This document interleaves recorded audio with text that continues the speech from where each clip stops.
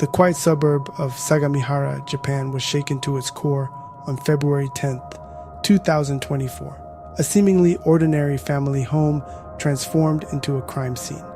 Inside, the lifeless bodies of a husband and wife, ages 52 and 50, lay still. Their son, a 16-year-old high school student, stood accused of their murder.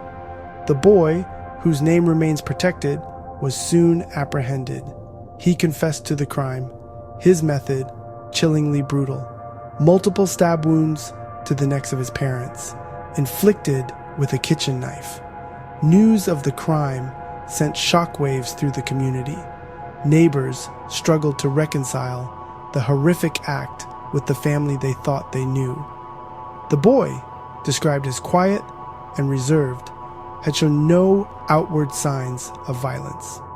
The tragedy left a community grappling with unanswered questions.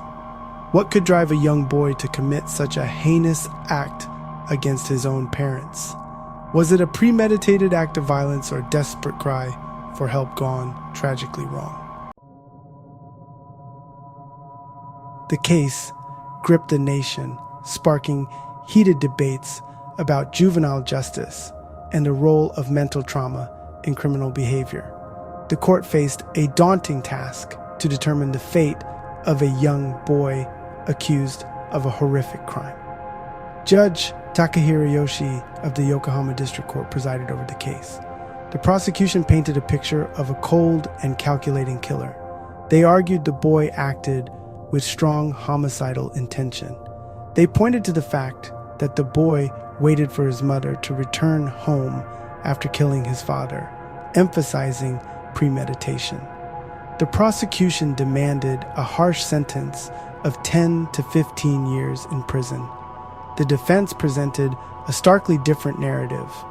They argued the boy was a victim of long-term parental abuse. His actions, they claimed, were a desperate attempt to escape an unbearable situation. The defense presented evidence of the boy's history of maltreatment. Years of physical and emotional abuse, they argued, had left him deeply scarred. He was described as withdrawn and fearful, exhibiting signs of severe anxiety and depression. Testimonies from teachers and classmates corroborated the defense's claims.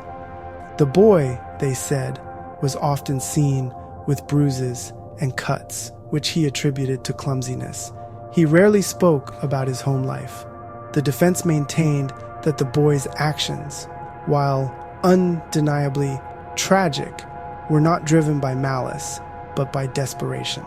They claimed the boy's mother had, in a moment of despair, requested her son to end her suffering.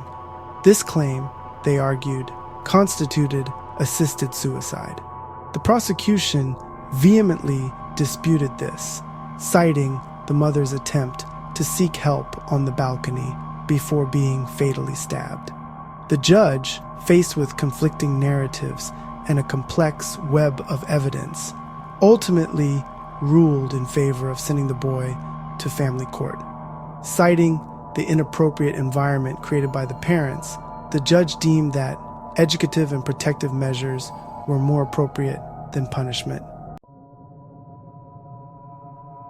The judge's decision ignited a firestorm of controversy. Some lauded the decision as a victory for compassion, a recognition of the profound impact of abuse on a child's psyche. Others condemned it as a miscarriage of justice, arguing that it minimized the gravity of the crime and set a dangerous precedent.